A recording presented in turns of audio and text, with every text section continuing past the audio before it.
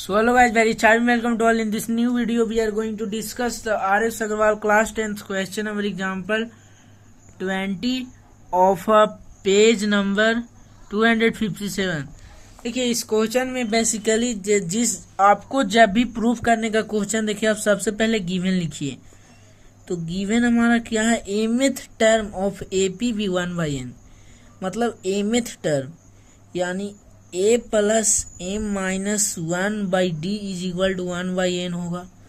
और nth term तो a plus n minus 1/d is equal to 1/m होगा। ये दो होगा हमारा, ये दो इक्वेशन तो कंफर्म होगा हमारा।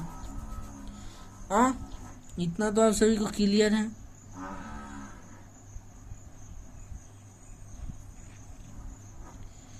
इतना तो आप सभी को क्लियर है ना।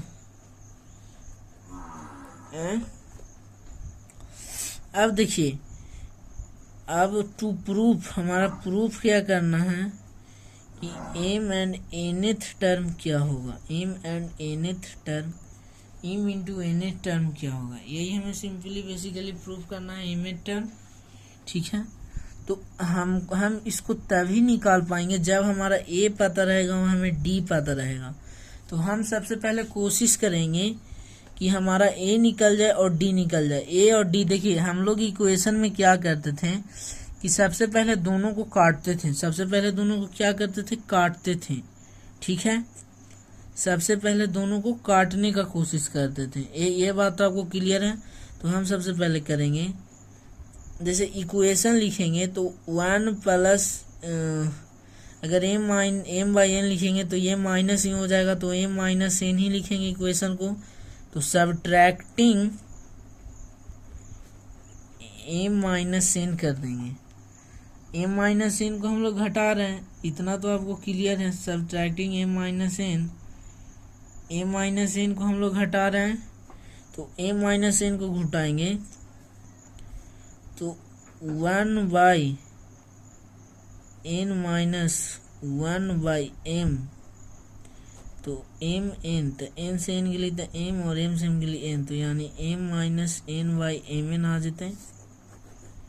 अब देखो, जब a plus md minus t को जब माइनस करेंगे a plus nd minus t is equal to m/n minus mn आना चाहिए, बिकॉज ये दोनों को हम लोगों ने घटाया ही है।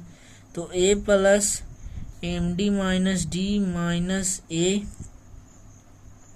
Minus nd plus d। तो अब देखो ये d से d कट गया, a से a कट गया, तो md minus nd is equal to m/n/mn बच गया।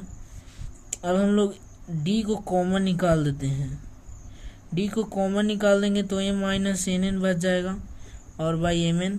अब ये m/n को उधर ट्रांसपोज कर देंगे,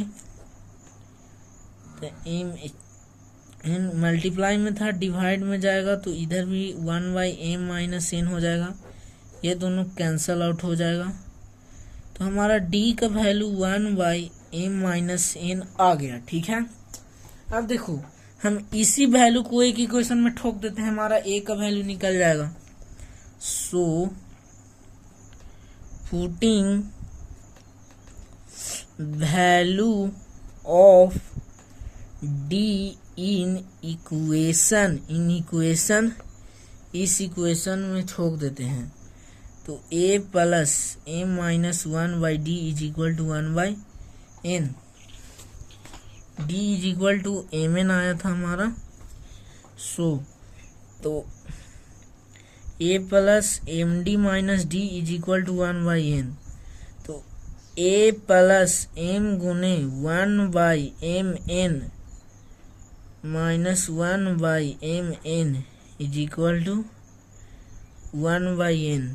यही है या नहीं है? मुख्यतः हमारा यही है। ठीक है, अब देखो ये m से m को काट दो, तो a प्लस,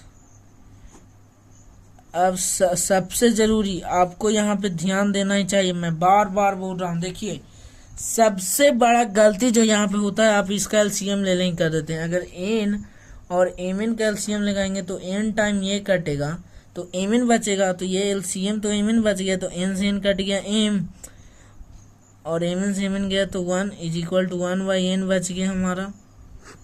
और ये यहाँ पे प्लस में है, ये यहाँ पे प्लस में है तो इधर चल जाएगा तो माइनस में, -1/mn, m-1,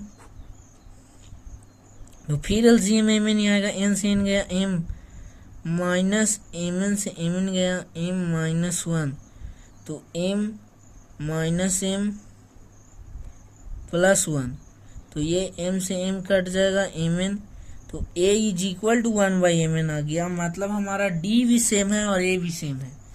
अब हम लोग सीधा एम एन टर्म निकाल देंगे। अब आप बताइए मुझे, अगर हमें m और n का वैल्यू, ऐसा मान लीजिए कि अगर हमें m और n का वैल्यू पता रहा था कि m इज इक्वल टू 1 और n इज इक्वल टू 2 है, तो क्या हम लोग टर्म m/n को t is equal to 2 into 1 नहीं लिख सकते थे? t इज इक्वल टू 2 लिख सकते किसी नहीं।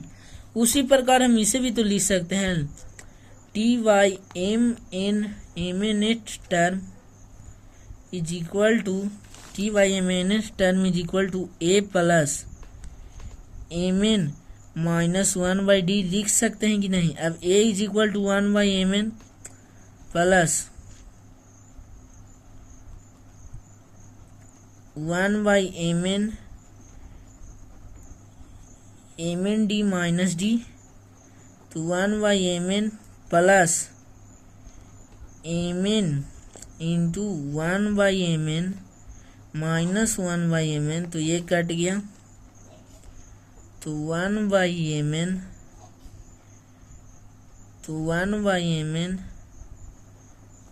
प्लस 1 माइनस 1/mn, तो mn से mn जाएगा तो बचेगा 1, 1 से mn आएगा, 1 से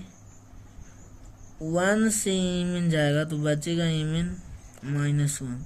अभी 1 से 1 कट जाएगा और ये mn से 1 टाइम, यानी 1 आ गया आंसर।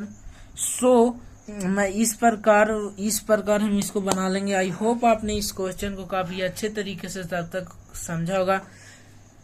तब तक के लिए साइन ऑफ करता हूँ। जय हिंद, जय भारत।